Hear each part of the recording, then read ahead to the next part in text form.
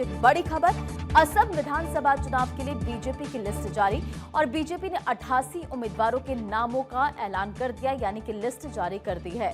तो देखिए, असम विधानसभा चुनाव को लेकर बीजेपी लगातार एक्शन मोड में नजर आ रही है। अब ये बड़ी जानकारी है, असम विधानसभा चुनाव के लिए बीजेपी की लिस्ट जारी हो चुकी है। ये लिस्ट आपकी स्क्रीन पर है। बीजेपी ने 88 उम्मीदवारों के नामों का ऐलान कर दिया है।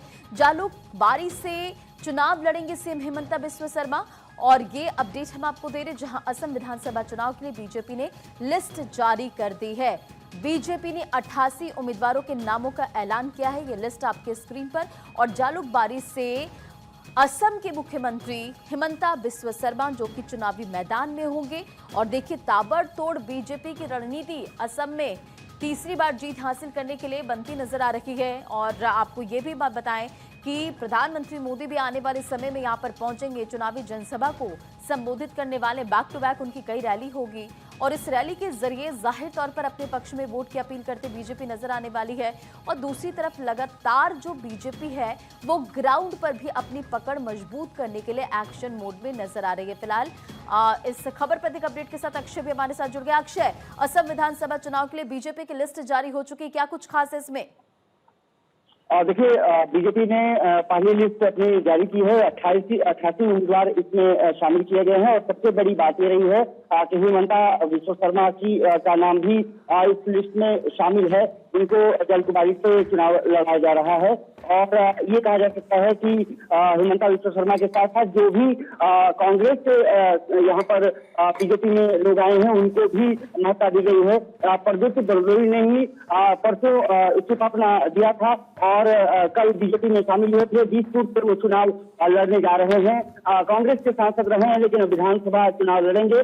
और इसके अलावा अगर देखा जाए तो भूपेन रॉय का भी नाम इसमें शामिल है, पवित्र सभा भी इसमें है।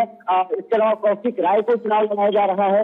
कहा जा सकता है कि अपने पुराने साथियों के साथ साथ जो कांग्रेस से लोग बड़े नेता आए हैं उनको इस लिस्ट में जगह दी गई है और भवेश कलिता का नाम इसमें शामिल है। इसके अलावा अगर देखा जाए तो नारायण डेका जैसे बड़े नाम भी इस लिस्ट में शामिल हैं। कहा जा सकता है कि महिलाओं को, युवाओं को और साथ साथ अनुभवी नेताओं के साथ साथ जो कांग्रेस के बड़े नेता बीजेपी में पहुंचे हैं उनको इस लिस्ट में स्थान दिया गया है।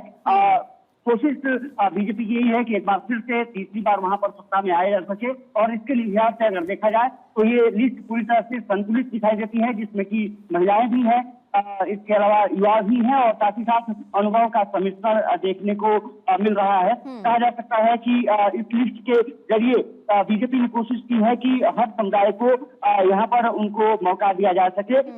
जो मंत्री हैं अशोक सिंघल, उनका भी नाम इसमें शामिल है और इसके अलावा मुनिंद्र दास भी, उत्पल बोरा का नाम भी शामिल है और उपेंद्र बोरा और वो भी कांग्रेस के नेता रहे हैं, वो बीजेपी में शामिल हुए। उनको बिपुरिया से चुनाव लड़ाया जा रहा है। कहा जा सकता है कि 88 उम्मीदवारों की लिस्ट पूरी तरह से संतुलित और बीजेपी के मुफीद जो कहा जा रहा था कि कुछ नाम काटे जाएंगे, लगभग इसमें से 7-8 नाम गायब दिख रहे हैं जिनका की नाम नहीं है, यानी कि उम्मीद जताई जा रही थी कि कुछ उम्मीदवारों का नाम काटा जा सकता है, उनका बदला जा सकता है, युवाओं से उनको बदला गया है। जी, बहुत बहुत शुक्रिया अक्षय इन तमाम जानकारियों